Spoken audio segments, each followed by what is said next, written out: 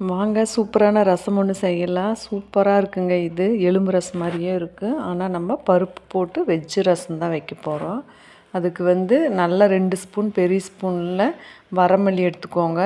2 spoon மல்லி, சீரகம் 1 spoon, அதுக்கப்புறம் வரமிளகா ஒரு 3 ஒரு 10 வெள்ளைப்பூண்டுங்க. கொஞ்சம் எண்ணெய் 2 ஸ்பூன் போட்டு நல்லா வதக்கிக்கோங்க. அதை ஆற வச்சுட்டு கருவேப்பிலும் போட்டுக்கோங்க. அதில் நல்லா ஆறுனதுக்கப்புறம் அதை அரைச்சி வச்சுக்கோங்க. கொஞ்சம் கொரன்னு அரைச்சி வச்சுக்கோங்க. ரொம்ப பேஸ்ட் மாதிரி அரைக்க வேண்டாம். அதுக்கப்புறம் பார்த்திங்கன்னா இது தாளிக்கிறதுக்கு 2 வரமிளகா, கருவேப்பிலை, கடுகு, எண்ணெய், அவ்வளோதாங்க. நம்ம ஏற்கனவே எல்லாத்தையுமே போட்டு அரைச்சி வச்சுட்டோம். மல்லித்தூள் மல்லி இலை தண்டு கொஞ்சம் எடுத்துக்கோங்க, இலை கொஞ்சம் எடுத்துக்கோங்க. அந்த ரசம் கொதிக்கையிலே தண்டை போட்டுருங்க.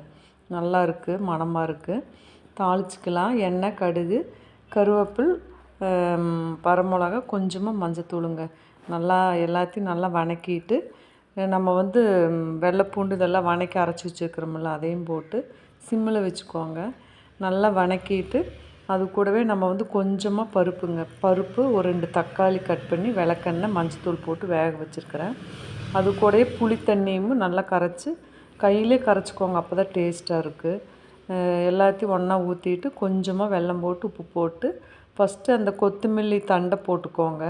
இது நுர கட்டினோன்னே எடுக்கக்கூடாது. ஒரு கொதி வந்ததுக்கப்புறம் தான் நம்ம இந்த ரசத்தை ஆஃப் பண்ணிக்கணும்.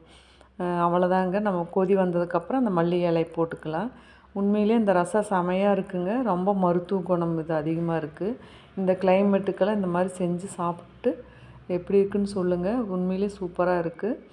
எலும்பு ரசம் மாதிரியே இருக்கும். ஆனால் இது வெஜிடேரியன் ரசம் தான். ட்ரை பண்ணி பாருங்கள். இந்த டிஷ் உங்களுக்கு பிடிச்சதுன்னா கமெண்ட் பண்ணுங்கள், ஷேர் பண்ணுங்கள், சப்ஸ்கிரைப் பண்ணிக்கோங்க. அடுத்த வீடியோவில் பார்க்கலாம்.